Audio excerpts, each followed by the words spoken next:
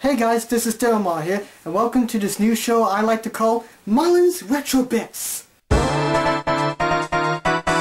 So, you might be wondering two things. One, what's the airspeed velocity of an unlaid swallow? Or two, what's Mullins Retro Bits?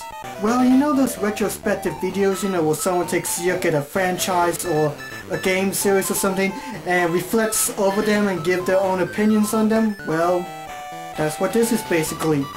Just a bunch of retrospectives. And I felt like making them. But what game should I look back at for some reason? Wait, I know. Mario Kart! Whether you like it or hate it, you can't deny the impact it had for not just the Mario series, but also for Nintendo as well. The games offered excellent multiplayer, fun track designs, awesome gameplay, great music, and even to this day, this series has become one of the best races out there. Hell, without this game we wouldn't be playing games like Sonic All-Stars, Little Big Planet Kart, Angry Birds. No, sorry, that's just a silly concept. It practically gave birth to the genre that we know as kart races. And seeing as how Mario Kart 8 is coming out this spring, I thought it'd be fun if we take a look at all the Mario Kart games up until now. I won't go into the arcade games cause, well, I never played the arcade games. I don't know anywhere in the USA that has the games out, and they cost more than I make in a year. Or at least more than I make in 2 years. Let's start this off with Super Mario Kart. But first, a little background on how this came to be this. Play the footage now, please. So, the development process of Super Mario Kart came from the idea of Nintendo wanting to make a game that could produce a game screen displaying 2 players as opposed to the other racing game F-Zero, which was only 1 player and offered no 2-player matches. In fact, the game didn't start out as a Mario game. The first prototype just featured generic people in karts. But when the development team observed seeing what Mario would look like in the kart, they decided to turn it into a Mario-themed racing game. And that Mario racing game would be released in Japan on August 27th, 1922, till it came to North America on September 1st of that following year. With positive and critical acclaim reviews pouring in, this game easily became the 3rd best-selling Super Nintendo game of all time, with 8 million units worldwide sold to this day. However, this was not the first Mario Kart game I played. It was instead this beauty right here, which we'll get into the next episode. But for someone who never played this game first, it's still fun. I can see the impact it had at the time, being the first Mario Kart game in the series, and also the game to pretty much made the kart racing genre. And also, even though it's nearly, I think it's like 22 years old I believe now, it's still fun to play and it still holds up today, and it's one of the best Super Nintendo games out there. So, let's go ahead and play it first. So, footage. Play footage.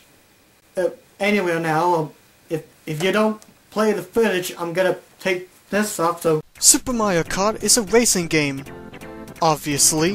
And while you do indeed drive a kart, you also get to control 8 Mario characters. The original 8 being Mario, Luigi, Princess Peach, Toadstool, Yoshi, Bowser, Donkey Kong Jr., who will later be the Donkey Kong we know today, give it 2 more years, a Koopa Troopa, and Toad. Each having their own different stats and special item, which made the experience to master each character fun! During the Mario Grand Prix, you can see that the screen is split in half. The top displays your racing view, while the bottom showcases the map. This was mainly made due to the use of displaying 2 screens during 2-player modes. The bottom screen also shows a mirror screen indicating that an item or shell is coming towards you. You see? I knew you threw that egg at me, Yoshi! I hate you, you stupid dinosaur, and you should just go poop on yourself or something. I don't know, wait, that joke didn't make any sense. What the hell did I write? In most Mario Kart games, when you hit these rectangular boxes, you get an item. Well, before they became boxes, the question marks were on the track. You just run over them and it'll give you an item. One thing that makes Mario Kart, let alone kart racing games in general, stand out from other races is the ability to use items to slow down other races to gain up on them. Not only did this make multiplayer extremely fun, but also inputted some strategy to how and when you use the item. Most of the items we use in future installments originally came from this game, such as the star, green, red, Koopa shells, bananas, etc. The only items that has not made a comeback since then are the feathers, which was used to help jump across the track some, whee! And the poison mushroom, which turns you into a itsy bitsy teeny weeny giant dumb McBonacati that he drove to the track today. Along with these tall marks, you can also collect coins, which can be used to help increase your speed. And when you get hit with an item or bump into another racer, you lose some of your coins. Mario Kart, teaching kids that if you don't collect coins, You'll feel so much pain. As for the race circuits, there are 4 different cups with 5 different racetracks to visit in each cup, as opposed to the other games which will only let you go to 4 different racetracks. And you get to go around the track 5 laps instead of 3, because, well, the tracks are short. And even though the tracks are fairly simple, there are several obstacles that gets in your way, such as flumps, piranha plants, speed ramps, and speed boots, and holy crap, I was flying there for a sec. Most of the locations are based on areas from Super Mario World, such as the Donut Plains, Ghost Valley, and Cocoa Islands. The 2 main courses that will be a continued tradition in the Mario Kart series are Bowser's Castle and Rainbow Road. The tracks were created using a graphics chip called Mode 7. Originally first used in F-Zero, Mode 7 is a form of texture mapping used on the Super Nintendo. It allows a plane to be rotated and scaled freely, making a form of 3-dimensional appearance. And while some people may find them flickery by today's standards, they're still fascinating to look at to see them achieve this.